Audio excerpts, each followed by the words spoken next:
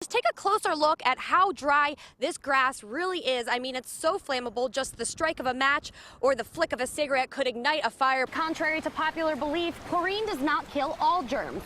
In fact, just ingesting the smallest amount could still give you recreational water illness. But here on Gosford Road, that is certainly not the case. Check this out. The construction here is absolutely crazy. It's rain and it should keep the ground here nice and damp, which will better our air quality. Most exciting event of Boys and Girls Club Week is the annual Brain Bowl. Here at Kern Medical Center, doctors hope to start implementing these new treatments. Everyone's really excited to be here, and I saw the cars going by practicing. We're talking 80 miles per hour around these bends. What exactly was a 13-year-old boy doing walking the streets after 1 a.m.? After this tanker truck right behind me collided with a big rig at around 9:30. That's when CHP got a call.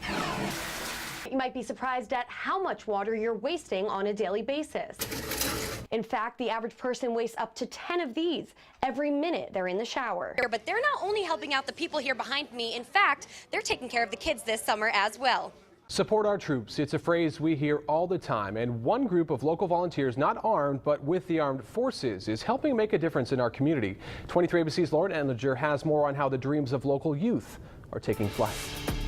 Since I put myself to these challenges, I've disciplined myself. 17-year-old Sean Raft always knew he could do something more. I pledge allegiance to the flag of the United States of America. His troubled childhood led him to Civil Air Patrol. I had some challenges here and there. An early start to fulfill his new dream in the Air Force. And I absolutely love this program because it's done so much for me. Raft joined Bakersfield's CAP chapter, where even the youngest members can learn to fly and acquire disaster relief training to aid their country. We have been named for 2014 a quality cadet unit. Commander Dave Kalahar has been directing Squadron 121 for years now, made up of over 50 men and women with cadets ranging from 12 to 21.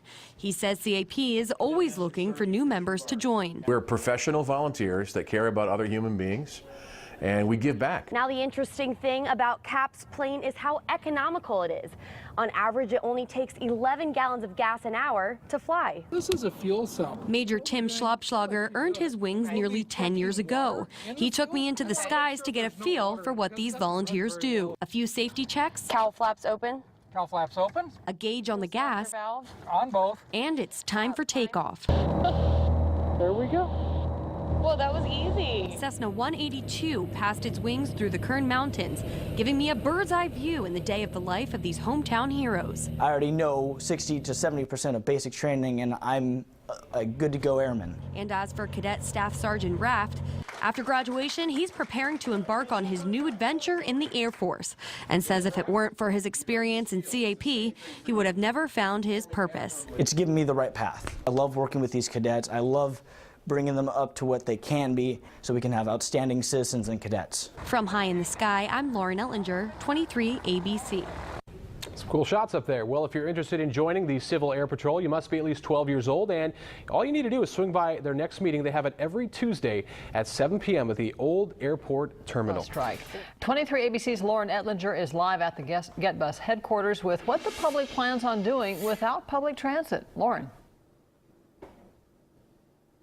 Jackie, since just after this time last night, Get Bus employees began their strike here at the district headquarters after failed negotiations. But between the union and Get Bus officials, neither side have been able to come to an agreement. From dusk to dawn, picketers of day one of the Get Bus strike went without rest. We want to talk real numbers, bringing full-time drivers on and making some real changes to the contract. When they were tired of chanting, they started singing.